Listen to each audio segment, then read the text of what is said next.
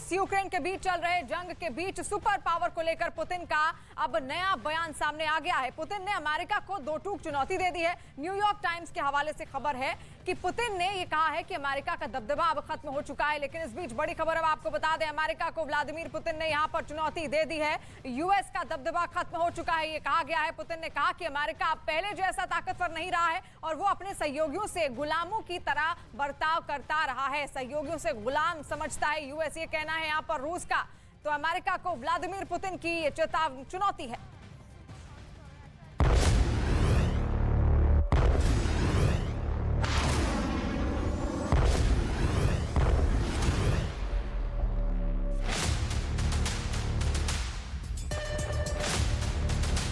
रूस यूक्रेन के बीच चल रही जंग में अमेरिका पूरी तरह से यूक्रेन के साथ है। यूक्रेन को एक से बढ़कर एक घातक हथियारों की मदद से लेकर अरबों डॉलर की मदद की है। साथ ही बाइडेन ने रूस के खिलाफ नाटो देशों से यूक्रेन की मदद कराई। बावजूद इसके जंग के इतने दिन बीत जाने के बाद भले ही रूस की सेना का बड़ा नुकसान हुआ हो, लेकिन पुतिन की सेना जस की तस डटी है। ऐसे में अमेरिका पर सवाल उठना शुरू हो गया है। क्या अमेरिका पहले जैसा ताकतवर नहीं रह गया है? क्या विश्व में अमेरिका का दबदबा खत्म हो गया है? क्या अमेरिका अब महाशक्ति नहीं रह गया है? अमेरिका की ताकत को लेकर पुतिन ने भी सवाल उठाए हैं। न्यूयॉर्क टाइम्स की एक रिपोर्ट के मुताबिक एक कार्यक्रम में रूस के राष्ट्रपति व्लादिमीर पुतिन ने अमेरिका को सीधी चुनौती दी है।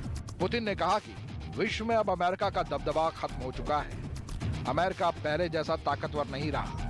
कार्यक्रम में पुतिन ने अमेरिका के सहयोगी देशों को चेतावनी देते हुए कहा कि रूस के खिलाफ किसी बहकावे में आने से पहले अपने फायदे और नुकसान के बारे में जरूर सोच ले। अमेरिका खुद को मैसेंजर ऑफ लॉर्ड यानी भगवान का संदेशवाहक समझता है, जबकि हकीकत यह है कि वो अपने सहयोगियों को गुलामों की तरह बर्ताव करता है और दूसरों के साथ गुलामों और कमजोरों की तरह बर्ताव करने वाले को एक दिन इसकी कीमत जरूर चुकानी पड़ती है। न्यूयॉर्क टाइम्स की एक रिपोर्ट के मुताबिक पुतिन इस कार्यक्रम में करीब 70 मिनट बोले। हैरानी की बात है कि इस दौरान उन्होंने एक भी बार रूस यूक्रेन जंग का जिक्र नहीं किया। हालांकि रूस पर आर्थिक पाबंदियों और इकोनॉमी का कई बार जिक्र किया। पुतिन भले ही अमेरिका पर टारगेट कर रहे हों, लेकिन अमेरिका और उसके सहयोगी पश्चिमी देश अभी भी यूक्रेन के साथ खड़े हैं। शुक्रवार को ब्रिटेन के प्रधानमंत्री बोरिस जॉनसन यूक्रेन की राजधानी कीव पहुंचे, जहां उन्होंने यूक्रेन के राष्ट्रपति व्लादिमीर जेलेंस्की से मुलाकात की और भरोसा दिलाया कि ब्रिटेन और नाटो यूक्रेन की हर मुमकिन मदद करेगा। ब्रिटिश आर्मी यूक्रेन के 10,000 सैनिक को ट्रेनिंग देगी और मेडिकल सुविधा को फिर से विकसित करने की बात की। बोरिस जॉनसन से पहले फ्रांस के राष्ट्रपति Emmanuel Macron, German chancellor Olaf Scholz और इटली की प्रधानमंत्री मारियो द्रागी यूक्रेन की राजधानी कीव पहुंचे और कीव के उन हिस्सों का दौरा किया जहां रूस ने जबरदस्त हमले किए थे और जेलेंस्की से मुलाकात की। ऐसे में ये माना जा रहा है कि पश्चिमी देश कोई नई प्लानिंग कर रहे हैं। वहीं रूस को सबक सिखाना अमेरिका के लिए साख का सवाल बन चुका है, जिसके बाद वो यूक्रेन को हर तरह से सहयोग कर रहा है। अमेरिका यूक्रेन को जल्द ही HIMARS high mobility artillery rocket system देने वाला है, जिसके बाद यूक्रेन की सेना को ये हिमार्स रॉकेट सिस्टम मिलने के बाद ये जंग और भीषण होने वाली है। अमेरिका किसी भी सूरत में रूस को नतमस्तक करना चाह रहा है। The U.S. Congress approved $40 billion to provide additional security assistance, economic and humanitarian support for Ukraine. And on June 1st, President Biden authorized an additional $700 million to meet Ukraine's critical needs for today's fight. And that included HIMARS rocket systems with guided MLRS munitions. This package also included javelins, helicopters, counter-battery radars, and ammunition. And I'm especially pleased to be able to announce today that the United States will provide an additional $1 billion security assistance package for Ukraine. अमेरिकी रक्षा मंत्री के इस बयान के मुताबिक नए हथियारों की मदद के बाद रूस की सेना की मुश्किलें और बढ़ जाएंगी। मतलब ये जंग और भीषण होने वाली है। लेकिन इन सब के बीच पुतिन ने शुक्रवार को अमेरिका के पावर पर ही सवाल उठा दिया, उनकी ताकत को कम बता दिया। अब देखना यह है कि पुतिन के इस बयान का अंजाम क्या होता है। और उस वक्त पूरा रूस पुतिन की ओर देख रहा है। यूक्रेन जंग का फैसला पुतिन का भविष्य तय करने वाला है। पुतिन की जान को खतरा बताया जा रहा है। रूस के पूर्व इंटेलिजेंस अफसर ने पुतिन का हाल कर्नल गद्दाफी की तरह होने का अंदेशा जताया है। लीबिया के शासक गद्दाफी को नेटो की सेना ने पकड़ लिया था। रूस के पूर्व खुफिया अधिकारी पुतिन को ऐसी चेतावनी क्यों दे रहे हैं? क्या यूक्रेन फ्रंट पर पुतिन की प्लानिंग सटीक नहीं बैठ रही है? लंबा खिंचता युद्ध क्या पुतिन के लिए परेशानी बढ़ाता जा रहा है? इस रिपोर्ट में आप देखिए पुतिन का अग्निपथ। कौन सी होगी तारीख, कौन सा होगा दिन, कौन सा होगा वक्त, किसने तैयार किया पुतिन के मर्डर का प्लान? पुतिन को अपनों से क्यों लग रहा डर? किसने लगाई पुतिन की मौत पर मुहर?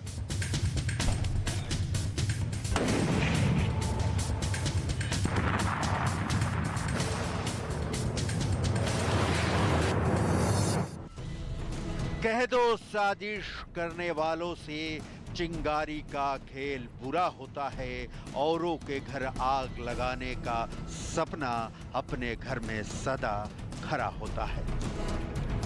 यूक्रेन ना जीते राष्ट्रपति पुतिन तो उनका हाल भी लीबिया के पूर्व शासक मुअम्मर गद्दाफी की तरह होगा। लीबिया के तानाशाह गद्दाफी को विद्रोहियों ने पकड़कर गोली मार दी थी। तो क्या यूक्रेन की हार पुतिन की जिंदगी का अंत लेकर आएगी? रूस के पूर्व खुफिया अधिकारी इगोर गिर्किन पुतिन के क्राइमिया विजय में उनके मददगार थे। इसे इंटेलिजेंस अफसर ने जो कहा है वो पहले सुन लीजिए। पुतिन को उनके आसपास के लोग एक कमजोर नेता मान रहे हैं। पुतिन शिकारियों से घिरे हुए हैं। जल्द ही वह पुतिन पर हमला करेंगे। बीमार पुतिन बहुत सॉफ्ट हो चुके हैं, जो युद्ध जीतने के लिए अच्छा नहीं है। सैन्य अभियान में विफलता के कारण सैन्य और सुरक्षा के लोग पुतिन के प्रति अपनी वफादारी खो रहे हैं। पुतिन का अंत गद्दाफी की तरह होगा और उनके अपने करीबी ही उन्हें मार डालेंगे। खुफिया तंत्र पूरी तरह विफल हुआ है। ये तो जाहिर हो चुका है कि जिस युद्ध को रूस 72 घंटों में समेटने वाला था वो चौथे महीने में भी जारी है। यूक्रेन पर हमले के बाद वाला ये वीडियो देखिए। पुतिन कैसे अपने इंटेलिजेंस चीफ को डांट रहे हैं। Говорите прямо, Сергей. Поддерживаю предложение. Так и скажите, так, да или нет? पुतिन को रूस के खुफिया डिपार्टमेंट ने बताया था कि यूक्रेन रूस के सामने कुछ घंटे ही टिक पाएगा। मतलब रूस का इंटेलिजेंस फेल्योर पुतिन का मौत का कारण बन जाएगा। इगोर के इस चेतावनी के पीछे की बड़ी वजहों की तलाश करें, उसके पहले इगोर का और एक स्टेटमेंट देख लीजिए। रूस लीबिया बनता जा रहा है, जहां हर कोई एक दूसरे के खिलाफ लड़ रहा है। पुतिन सर्बिया के पूर्व राष्ट्रपति स्लोबोडन मिलोसेविक की तरफ मारे जा सकते हैं। स्लोबोडन मिलोसेविक पर युद्ध अपराध का मुकदमा चलाया गया था। 2006 में वो अपनी जेल में मृत पाए गए थे। कभी पुतिन के बिल्कुल भरोसेमंद रहे कमांडर इगोर गिर्किन पुतिन की मौत मुअम्मर गद्दाफी और स्लोबोडन मिलोसेविक की तरफ होने की चेतावनी दे रहे हैं। सवाल उठता है कि क्या यूक्रेन जंग की हवा ज़ेलेंस्की की ओर हो गई है? यूक्रेन से जो ताज़ा तस्वीरें आ रही हैं वो पूर्वी यूक्रेन में रूस की मिसाइलों और गोले से बर्बाद होते शहर सेवेरोडोनेत्स्क की है। रूस की बलशाली सेना के सामने ज़ेलेंस्की की छोटी सेना का टिके रहना रूसी सैनिकों के सामने बहुत सारे सवाल खड़े कर रहा है। कई बार ऐसी खबरें भी आई कि रूस की सेना में पुतिन के खिलाफ भी आवाजें हैं, लेकिन पुतिन के रहते इनकी एक नहीं चलने वाली। अगर पुतिन जंग हार जाते हैं तो विद्रोह करने वालों को पुतिन को हटाने के लिए नई ताकत मिल जाएगी और तब पुतिन लड़ नहीं पाएंगे। हालांकि जमीन पर तस्वीर बिल्कुल रूस के खिलाफ भी नहीं दिख रही है। पुतिन को आप स्लो कह सकते हैं, लेकिन यूक्रेन में रूस की हार वाली कोई प्रबल और प्रचंड तस्वीर अब तक नहीं दिखी है। असल में इगोर गिर्किन की पुतिन की मौत की आशंका में सिर्फ पुतिन की मौत वाली थ्योरी नहीं है, बल्कि रूस का वर्तमान और भविष्य सब कुछ है।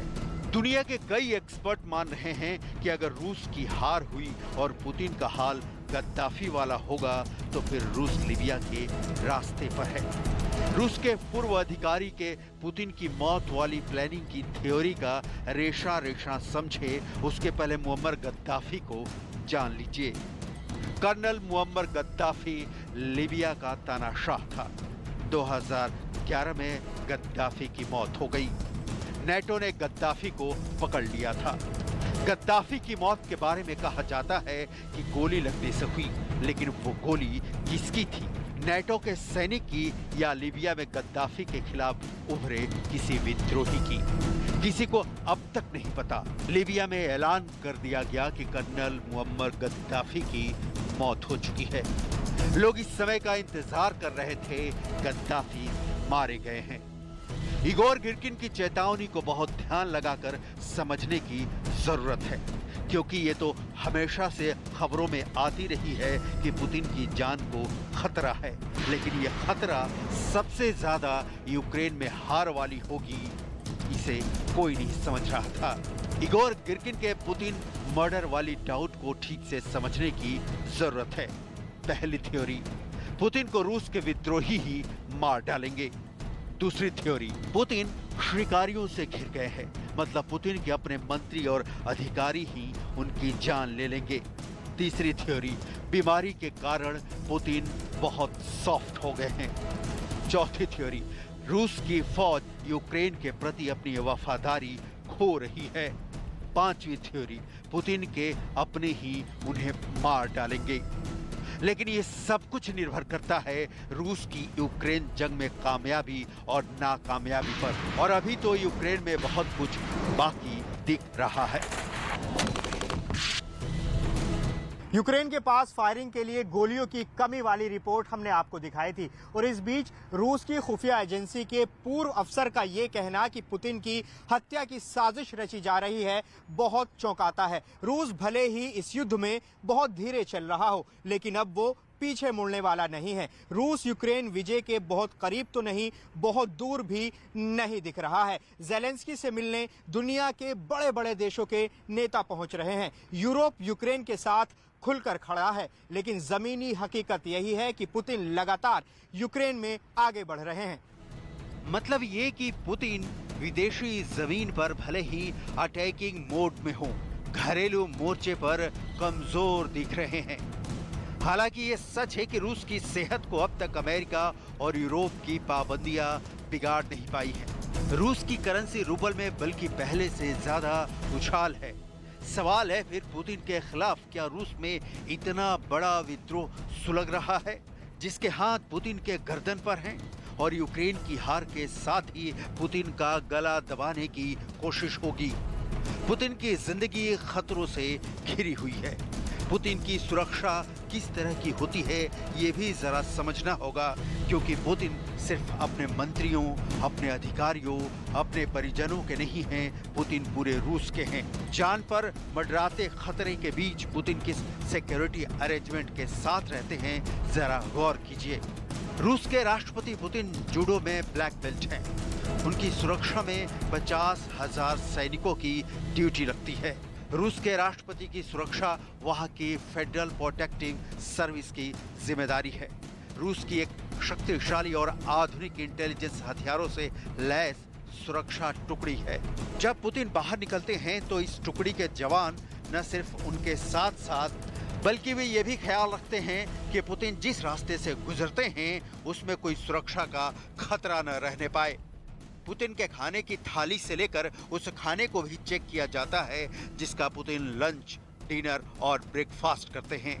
पुतिन की सुरक्षा ठीक पुतिन की तरह कड़क और सख्त है, एकदम चुस्त दुरुस्त। लेकिन इस बीच पुतिन की बीमारी का सवाल है। क्या वाकई पुतिन बीमार रहते हैं और बार बार पब्लिक अपीयरेंस में एकदम फिटफाट? क्या है पुतिन की सेहत का राज?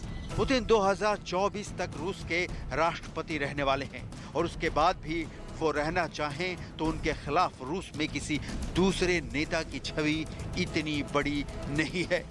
सवाल फिर वही कि तब पुतिन क्या यूक्रेन में फंस चुके हैं और यही जंग वाली जमीन उनके लिए गाल बनती जा रही है, और इसकी ताक लगाए बैठे हैं पुतिन के विद्रोही।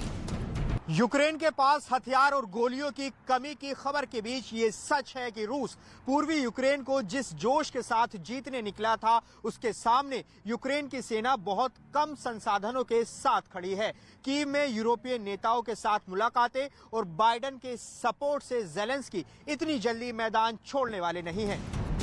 इगोर गिर्किन के जंग के बाद क्या होगा वाली ये थ्योरी पुतिन के लिए डायरेक्ट खतरा लगती है, लेकिन हाल के दिनों में जिस तरह से पुतिन पब्लिक के बीच अपीयर हो रहे हैं, उसे देखकर नहीं लगता कि पुतिन किसी बड़ी समस्या से घिरे हों। पुतिन की बॉडी लैंग्वेज उनके पहले की तरह फुल ऑन कॉन्फिडेंट वाली दिख रही है। अमेरिका हो या ब्रिटेन, पुतिन यूक्रेन पर शायद ही किसी की सुने, और पुतिन इतने भी बीमार नहीं दिख रहे हैं कि रूस की जनता उनके खिलाफ सड़कों पर उतर आए। पुतिन इस वक्त रूस के सबसे बड़े नेता हैं, जबकि मुअम्मर गद्दाफी का बैकग्राउंड भी कुछ और था और पुतिन का और है। रूस और यूक्रेन के बीच चल रहे जंग में